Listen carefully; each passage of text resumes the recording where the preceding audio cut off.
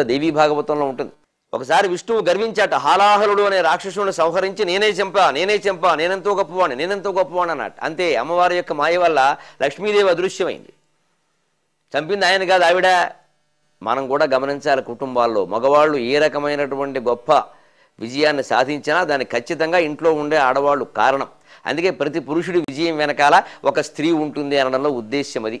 అందుకని ఆ స్త్రీ శక్తి లేకుండా పురుష విజయం అనేది సాధ్యం కాదు. అలాగే పురుష శక్తి లేకుండా స్త్రీ విజయం కూడా సాధ్యం కాదు. ఇవాళ ఉద్యోగాలు చేస్తున్నా, సంపాదిస్తున్నా, వారంతట వారు వివిధ రంగాల్లో ప్రాధాన్యాన్ని పొందుతున్నా వారి భర్తల సహకారం చాలా ఉంది. ఆ విషయం వారే చెబుతున్నారు. అందుకని మొత్తం మీద ఉభయ శక్తుల యొక్క సమ్మేళనమే విజయం. అందులో జయం ఒకరైతే వి అనేది మరొకరు అని మనం గ్రహించాలి.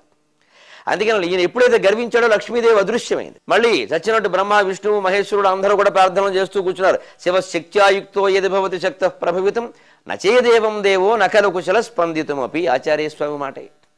రెప్పపాటు వేయడానికి కూడా వీళ్ళ వల్ల కాదని శక్తి లేకపోతే, లక్ష్మి కానీ సరస్వతి కానీ పార్వతి కానీ లేకపోతే ఈ బ్రహ్మ విష్ణు మహేశ్వరుడు చేయగలిగింది ఏమీ లేదు. అందుకని మళ్ళీ ప్రార్థన చేస్తే అమ్మవారు ప్రత్యక్షమై క్షీరసాగరంలో మళ్ళీ పుడుతుందయా, అప్పుడు తిరిగి పెళ్లి చేసుకో అని చెప్పారండి. అలా పుట్టిందనమాట కలశరత్నాకరంలో ఆవిడ. అలా పుట్టినటువంటి మా తల్లి ఎంత గొప్ప తల్లి అండి. ఆ తల్లిని గురించి ఎంత చెబితే సరిపోతుందండి.